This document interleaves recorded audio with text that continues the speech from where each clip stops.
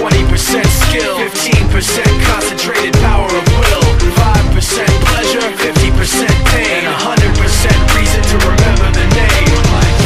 He doesn't need his name up in lights, he just wants to be heard, whether it's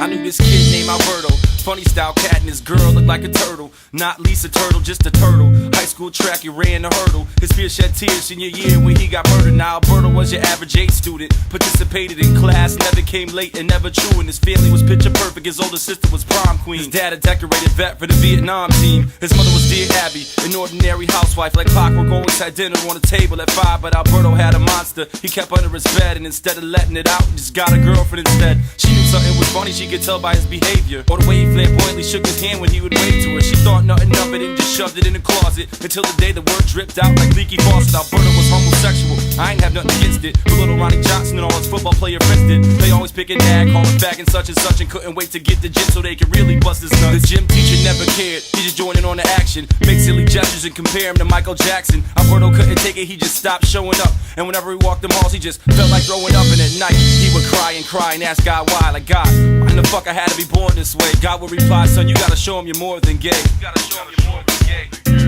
See, he had dreams to be a track star, until the warm April night them gay jokes went way too far. Ronnie begged for his forgiveness and invited him to a party, cause his parents went away and left him plenty of Bacardi. Alberto kindly accepted, he was finally accepted, except it was all deception and left him all unprotected. It was a plan Ronnie had scammed to get him in the right place, verbally degrade him and rearrange his pretty face. The plan would go swiftly, they started calling him sissy. One punch turned into 50, they beat him till he was dizzy. Now Alberto lie in blood while his peers look on in fear. He took his last breath and passed away his senior year.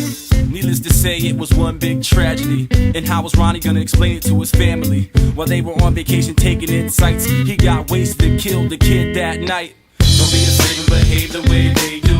Just utilize the gifts that God gave you. Don't be a slave and behave the way they do. Just utilize the gifts that God gave you. Don't be a slave and behave the way they do. Just utilize the gifts that God gave you. Don't be a slave and behave the way they do. Just utilize the gifts that God gave you. I knew this girl named Maria, bright and talented with aspirations to be a big superstar. What a great idea, until she fell off and started listening to her peers. Oh dear, now Maria was your typical obnoxious, analytical, headstrong rebel, flipping off the principles. Single mother, home structure, she looked after baby brother while moms worked 2 jobs just to buy supper. Pops was a struggling musician, trouble man, juggling family and heroin addiction. He overdosed and left a notice of eviction, and a crate of records on the table in the kitchen, and a little angel with a keen sense of sound, who sought solace in the record she found. And she would stay up late at night, reciting songs to herself under pale moonlight, righting wrongs that her pops made. Promised her mom she would never go the same route. Turns out Carrie Ann had other plans. Her and her man Roddy, most popular, second best to nobody. Homecoming queen versus ugly duckling, and the story ends the same way. Okay, Ronnie's parents went away for a couple of days and told him no drinking. What the fuck was they thinking? Maria was oblivious that her boyfriend had already been invited. So when Carrie Ann asked, she got all excited, like damn, now I got something to look forward to.